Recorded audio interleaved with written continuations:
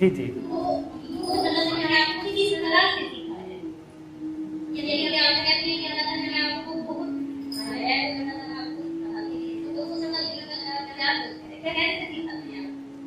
اچھا، اب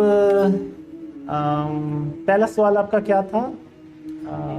الف لام میم.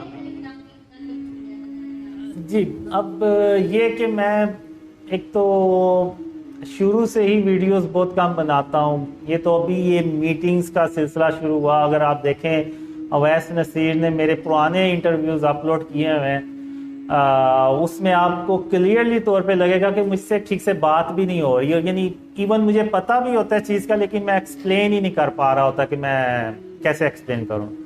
تو یہ بس اللہ نے سکھانا شروع کیا. پھر میں اب آپ لوگوں سے باتیں کر رہا ہوں، تو اس وجہ سے میں نے کبھی اپنے چینل پہ اس طرح سے فوکس نہیں کیا کہ میں اس طرح کی چیزیں شیئر کروں. بس لوگ پوچھ لیتے ہیں مجھ سے، جیسے فہد بھائی ہیں، عرفان بھائی آ جاتے ہیں، باقی سارے آ جاتے ہیں، تو وہ پھر میں ان سے یہ ڈریم شیئر کر لیتا ہوں، اور یہ پھر آگے ویڈیوز بنا کے تو اپلوڈ کر دیتے ہیں.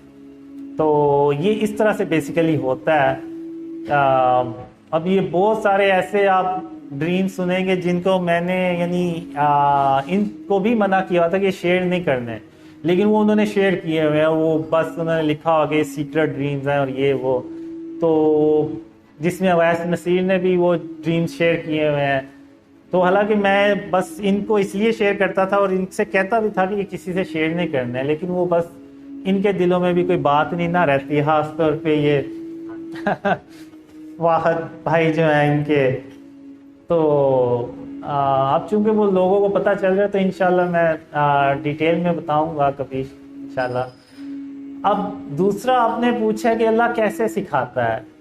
اب پہلے تو اللہ نے جو ہے نا وہ ایک چیز تھی جو میرے دماغ میں ڈالی، کہ وہ یہ تھی کہ جو میرے نبی محمد صلی اللہ علیہ وسلم ہیں وہ اجالوں میں چلا کرتے تھے.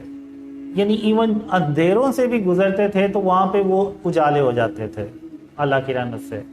اور ہم مسلمان کہاں اندھیروں میں ڈوب گئے ہیں کہ ہماری کوئی حیثیت ہی نہیں رہی. یعنی ہم آبادی میں دیکھیں تو 1.5 ارب سے زیادہ ہیں، لیکن ہماری جو ویلیو وہ زیرو ہے. تو ہر کیوں ہے؟ تو پھر یعنی میرے اندر ایک تجسس، ایک چیز تھی وہ آنا شروع ہو گئی. اور پھر میں نے اللہ کو کہا کہ میں نے اللہ کو راضی کرنا ہے، یعنی اللہ کا دوست بننا ہے. تو وہ ایک کہہ لیں کہ ایک جستجو، آپ کہہ لیں کہ ایک احساس کہہ لیں کہ ایک اللہ کو راضی کرنا ہے، اللہ کو خوش کرنا ہے. تو اب جیسے میں نے ابھی شروع میں بتایا کہ وہ دجال جو ہے وہ ایک بڑا نیک انسان ہوتا ہے، اور اللہ مجھے کہتا ہے کہ تم بھی ویسے بن جاؤ، لیکن میں بن نہیں پاتا. تو اس کا مجھے بہت زیادہ ہوتا ہے کہ آخر میں کیوں نہیں اپنے آپ کو ٹھیک کر سکا. ایون میں اپنے ایک ڈریم میں اللہ سے کہتا ہوں کہ یا اللہ تم بس مجھے ایک موقع اور دے دے. تو اگر میں اب بھی اپنی حالت نہ بدل سکا تو میں ہی پھر ایسا ہوں.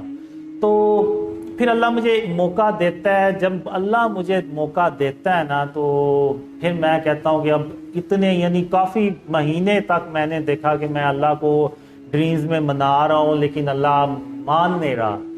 تو وہ یعنی میرے لیے اتنا مشکل کام تھا نا، وہ ٹائم تھا کہ میں بس آپ کہہ لیں کہ ہر طرح سے نا میرے راستے بند ہو گئے. تو اب یہ وہ وقت تھا کہ جب میرے ذہن میں اللہ نے ایک بات ڈالی، اور وہ پھر میں نے اس پہ غور کیا، اور میں نے کہا کہ ہاں اگر میں یہ کام کروں تو اللہ میرے لیے ضرور راستے کھولے گا. اور وہ یہ تھا کہ میں نے کبھی زندگی میں نا اللہ کو رحمان کہہ کے نہیں تھا بلایا. تو 2007 میں نے پہلی بار اللہ کو نا رحمان کہہ کے بلایا. تو وہ ایک دعا تھی، جیسے وہ یونس علیہ السلام کی دعا ہے، لا الہ الا انت سبحانک انی کنت من الظالمین. تو اس طرح کی وہ ایک دعا تھی. تو جو میں نے پھر اللہ سے مانگی، تو پھر ان اندھیروں میں آپ کہہ لیں کہ اللہ نے مجھے میرے خواب میں آیا، اور جب وہ خواب میں آیا تو مجھے یعنی فیل ہوا کہ یعنی اللہ جو ہے نا وہ رحمان بن کے آیا۔ تو اس میں پھر اللہ نے مجھے سکھایا، بتایا کہ قاسم جب تم کھانا کھایا کرو تو اپنے کھانے کی برتنوں کو انگلی سے چاٹ کے صاف کر لیا کرو، تو میں تمہارے لیے کوئی تدبیر کروں گا۔ تو جب اللہ نے ان اندھیروں میں مجھے یہ بتایا تو میں نے تو اس کو، میرے لیے ایسے تھا جیسے سورج سے بھی کوئی بھرا یعنی روشنی، وہ میرے لیے ثابت ہوئی۔ میں نے پھر وہ عمل کیا بھی، تو وہ عمل میں نے کیا۔ تو پھر اس کے بعد اللہ نے مجھے کہا کہ قاسم اب میں تجھے علم سکھاؤں گا۔ تو جب میں نے دیکھا کہ میں نے اتنی مشکلوں کے بعد اللہ کو یعنی اللہ راضی ہوا ہے، تو میں نے کہا کہ اب جو اللہ کہے گا نا، چاہے کچھ بھی کہے، میں نے اپنے آپ کو سیدھا کرنا ہے۔ جیسے کہ میں نے ایک ڈریم میں اللہ سے کہا بھی کہ مجھے بس ایک موقع دے، تو وہ پھر میں کھانے کے برتنوں کو صاف بھی کرنا شروع ہو گیا، اور امی جو ہیں وہ نوٹ بھی کرنا شروع ہو گئی۔ پھر اللہ نے مجھے کہا کہ جب تم چلا کرو تو زمین پہ اکڑ کر مت چلا کرو، سر کو جھکا کے چلا کرو، تو وہ بھی میں نے پھر کیا۔ تو پھر اسی میں وہ کینہ، بغض، غرور، تکبر سارا کچھ بیچ میں آیا۔ اب ایک ڈریم میں ہوتا یہ ہے کہ وہ جو میری ڈریم گرل ہوتی ہے اس نے یعنی 20 سال مجھے رگڑا لگایا ہوتا ہے، تو اب اللہ مجھے کہتا ہے، وہ میرے سامنے بیٹھی ہوتی ہے اور اللہ مجھے کہتا ہے کہ قاسم تم اپنے اندر سے کینہ اور بغض جو ہے نا وہ نکال دو، یعنی اس سے ایسے بات کرو تم کہ اس نے تم سے کبھی کوئی برائی کی ہی نہیں ہے۔ تو پھر جب میں صبح اٹھا تو میں نے اللہ سے کہا کہ اللہ کوئی اور مثال دینی تھی، تم نے وہ جس نے مجھے 20 سال رگڑا لگایا اسی کو کہہ رہا ہے کہ میں یعنی اس سے ایسے بات کروں کہ اس نے کبھی مجھے کبھی اس نے مجھ سے کوئی برائی نہیں کی۔ تو پھر یعنی میں نے کہا کہ میں نے اپنے آپ سے عہد کیا ہوا ہے اور کہ میں اپنے آپ کو ٹھیک کروں گا۔ تو میں نے کہا کہ یا اللہ اگر تیری یہ مرضی ہے کہ میں اس سے بھی ایسے بات کروں تو میں انشاءاللہ ایسے ہی کروں گا۔ تو پھر میں نے واقعی کبھی یعنی اس کے کیا کبھی کسی کے خلاف کینہ اور بغض نہیں رکھا۔ ایون اگر آپ دیکھیں تو بڑے لوگوں نے میرے خلاف ویڈیوز بھی بنائی ہوئی ہیں اور سارا کچھ، جس میں وہ مفتی مینک بھی ہیں، بڑے بڑے اور بھی اسکالرز ہیں، لیکن انشاءاللہ آپ دیکھیں گے میرے دل میں ان کے خلاف کوئی کینہ بغض نہیں دیکھیں گے، کیونکہ اللہ کو جو ہے نا وہ کینہ اور بغض پسند نہیں ہے۔ تو بس میں نے ایسے کیا کہ جیسے اب آپ دیکھیں کوئی دنیا کی بہت بڑی سیلیبریٹی ہے، اب اس کا کوئی فین ہے، وہ چاہتا ہے کہ میں اس کا دوست بن جاؤں، تو اس کے پاس جاتا ہے وہ سیلیبریٹی، اس کو کہے گا کہ ٹھیک ہے تم یہ کام کرو، وہ چھوڑ دو تو تم میرے دوست بن جاؤ گے۔ تو میں نے بھی اللہ سے نا دوست بننا چاہ رہا تھا میں، کہ میں اللہ کا دوست بن جاؤں۔ تو اللہ نے پھر مجھے بتایا کہ یہ کام ہے، یہ کرو اور ان کاموں سے اپنے آپ کو بچاؤ، تو میں تمہارا دوست بن جاؤں اور تمہیں کبھی اکیلا نہیں چھوڑوں گا۔ تو بس یہ ایک جستجو، ایک تجسس، ایک چاہت ہے دل میں کہ اللہ کو راضی کرنا ہے۔ اس کے بعد ہی میرے خیال سے کینہ، بغض، غرور، تکبر، ان چیزوں پہ ہم قابو پا سکتے ہیں۔ جب تک کہ اللہ کا جو پیار ہے، اللہ کو جو راضی کرنے کی ایک جستجو ہے وہ نہ دل میں ہو، یہ چیزیں میرا نہیں حال کے ہو سکیں گی۔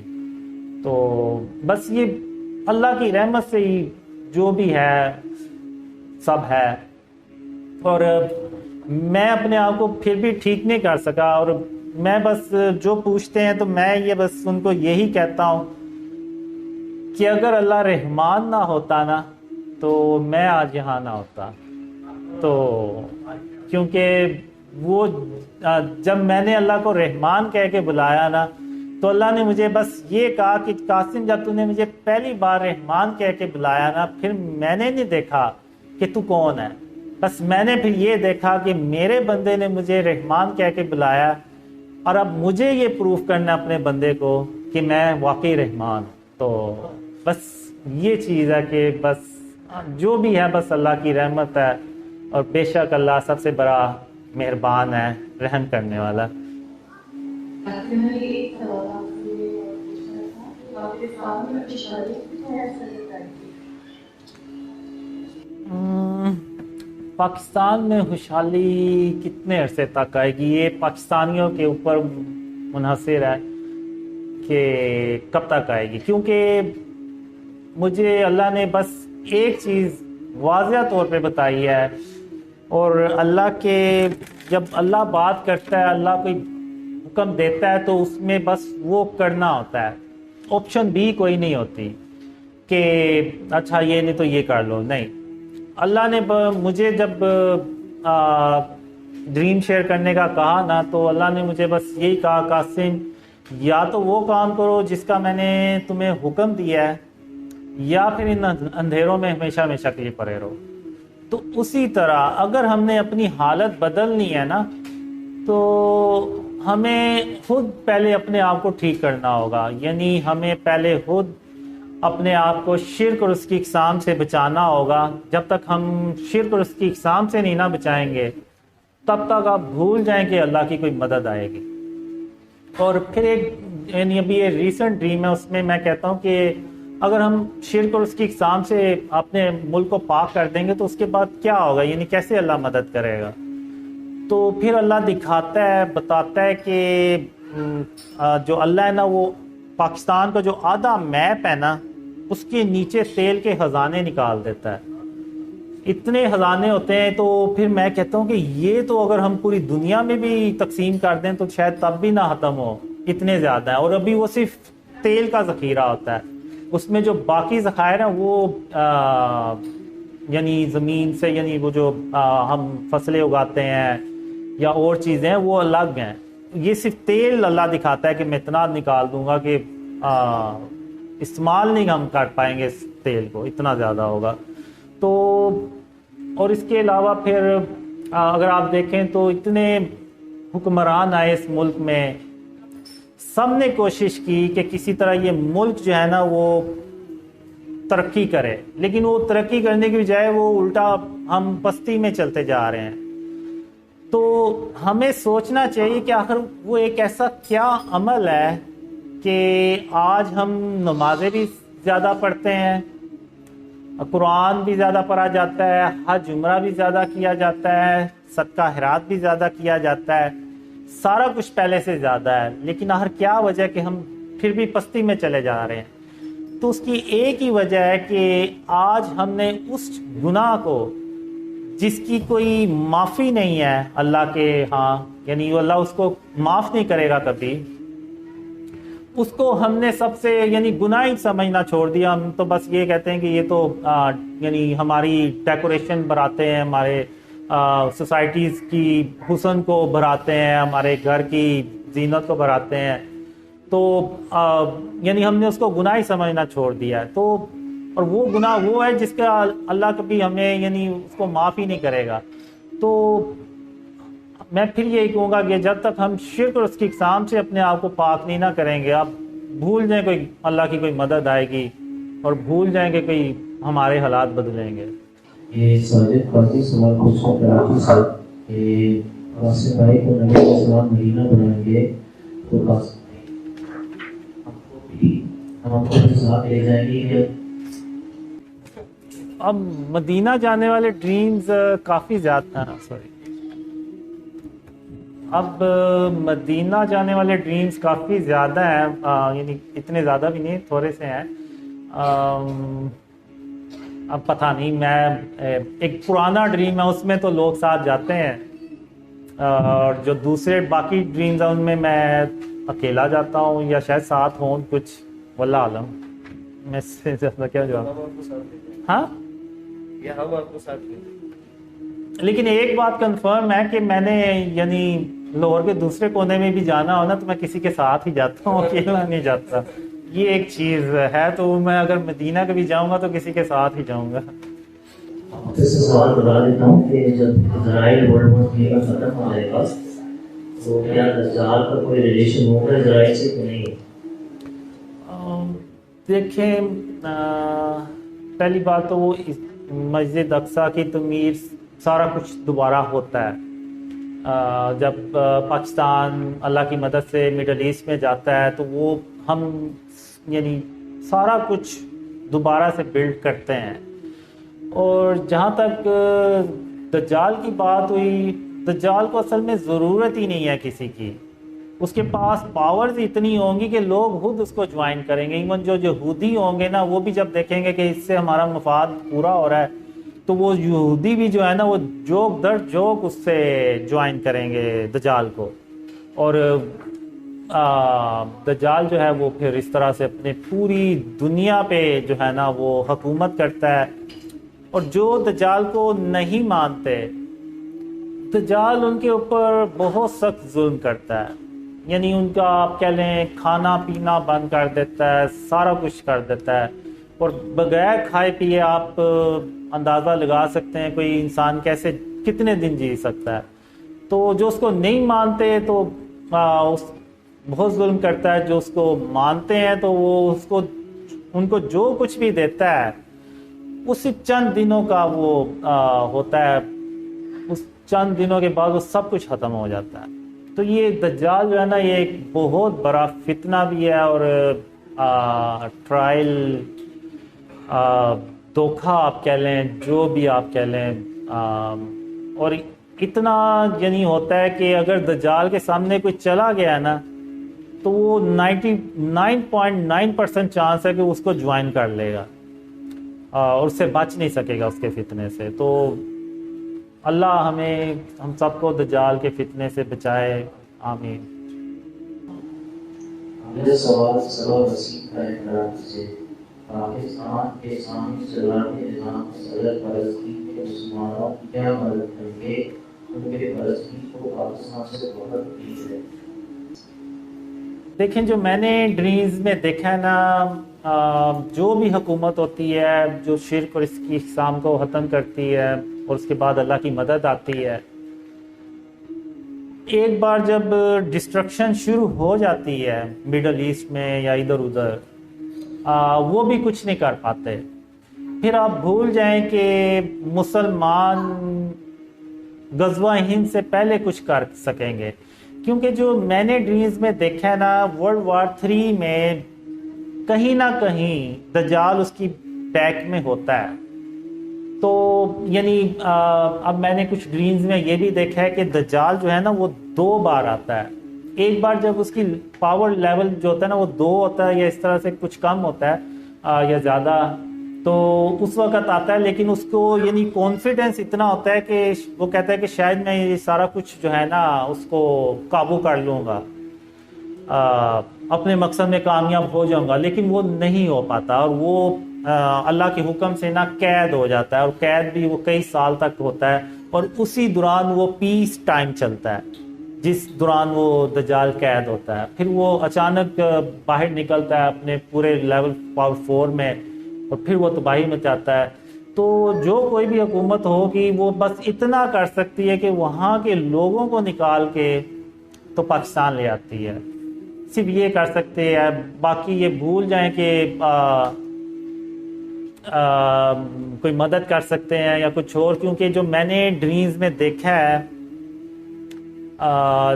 ڈریم میں دیکھا ہے کہ پاکستان کو بچانا جو ہے نا وہ بہت ضروری ہے. یعنی میں نے یہاں تک دیکھا ہے کہ اگر ہولی پلیسز جو ہیں ہم مسلمانوں کی وہ ایک طرف ہو اور پاکستان ایک طرف ہو، تو جو مجھے ڈریم میں آیا کہ پاکستان کو بچانا ہے. کیونکہ اگر ہم نے پاکستان کو بچا لیا تو وہ جتنی بھی ڈسٹرکشن ہوگی مڈل ایسٹ میں، وہ ہم اللہ کے حکم سے دوبارہ جائیں گے اور وہاں پہ دوبارہ تعمیرات کر لیں گے. لیکن اگر ہم پاکستان کو ہی کھو بیٹھے تو پھر نہ وہ فوجیں رہیں گی. اور پھر جو میں نے دیکھا ہے کہ وہ اللہ معاف کرے، اللہ اور اس کے رسول صلی اللہ علیہ وسلم کا نام لینے والا بھی شاید نہ رہے کوئی. یعنی اس طرح سے میں نے دیکھا ہے. اور اگر آپ دیکھیں تو جتنی امپورٹنٹ غزوہ بدر تھی نا مسلمانوں کے لیے، اتنی ہی امپورٹنٹ غزوہ ہند ہوگی. تبھی وہ جو میں نے دیکھا ہے ڈریمز میں کہ پاکستان کی جو آبادی ہے وہ 70 کروڑ سے بھی اوپر چلی جاتی ہے. اس کی وہی ریزن ہوتی ہے کہ جو امپورٹنس آف پاکستان، یہ بہت مسلمانوں کو سمجھ آ جاتی ہے بات کہ ہم نے اس ملک کو ہر حال میں بچانا ہے، تبھی ہم جو ہے نا وہ دوبارہ خاتم النبیین محمد صلی اللہ علیہ وسلم کا جو سچا اسلام ہے نا وہ پوری دنیا میں پھیلا سکیں گے، ورنہ ہم ایسا نہیں کر سکیں گے۔ یہ اگلا سوال عمران عبدالحمید کا کراچی سے، سوال یہ ہے آپ نے ڈیل میں دیکھا پاکستان میں فری الیکٹرسٹی ہو جائے گی، اس بارے میں پاکستان کے لوگ یقین کریں گے کہ الیکٹرسٹی فری ہو گئی ہے؟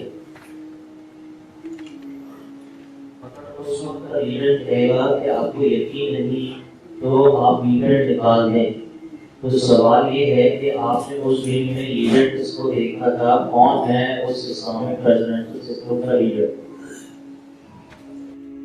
اب یہ تو اللہ ہی بہتر جانتا ہے کہ کون ہوگا، لیکن وہ جو کوئی بھی ہوگا اب وہ مخلص ہوگا۔ دلیل میں آیا کہ دجال کا نام عبدالرحمن ہوگا اور وہ مسلم گھرانے میں پیدا ہوگا، تو ایسے نان جوز شخص کو جوز اپنا مسیحا کیسے بنا دیں؟ وعلیکم السلام ورحمۃ اللہ وبرکاتہ۔